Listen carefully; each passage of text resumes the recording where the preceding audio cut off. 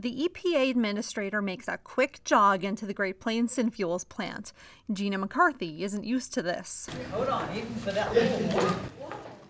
U.S. Senator Heidi Heitkamp invited McCarthy, so she came to North Dakota for a listening session. Basin Electric Interim CEO Paul Sukitt greets her, along with other leaders with a stake in what the EPA is up to. I know that there are significant concerns about the rules that we're moving forward on to reduce carbon pollution. I do know and I feel very strongly that the science is clear on climate change and the impacts on carbon pollution. McCarthy says her job is to follow the Clean Air Act and to move forward on greenhouse gas regulation. She says these listening sessions are her chance to soak up information. That's why we're here, to tell states not to worry, tell us the information, but in the end you are going to have to be at the table participating in the implementation of this rule, and it had best be implementable. Paul Sukitt told McCarthy about carbon capture at the Great Plains Synfuels plant and about how Basin Electric took a good look at capturing carbon dioxide from the Antelope Valley station.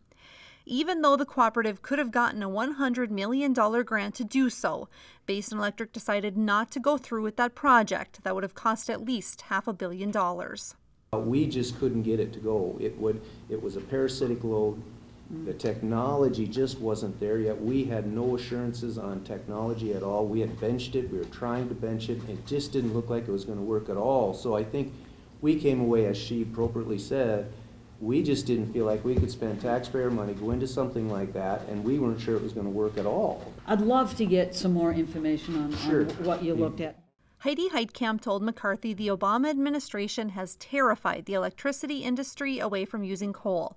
That's because the industry doesn't know what regulations will be, so it's moving toward using natural gas. I think sometimes the folks in this room think EPA is in the hell no to coal environment, and that this is all designed long-term to terminate the long-term use of coal. McCarthy says that's not the goal. Find ways to reduce carbon in a way that doesn't threaten energy reliability, that doesn't have a significant impact on price, that allows every fuel to continue to be burned and utilized. Those are my parameters. At a press conference after the listening session, Heitkamp had a final point to make.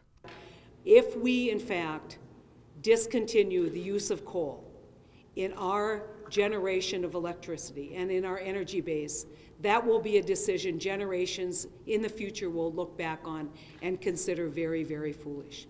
You know, EPA has been asked by the president to move forward on greenhouse gas rules, but the president was very clear. Number one, we have an all-of-the-above strategy. Coal is part of the energy mix today, and it will be for decades in the future.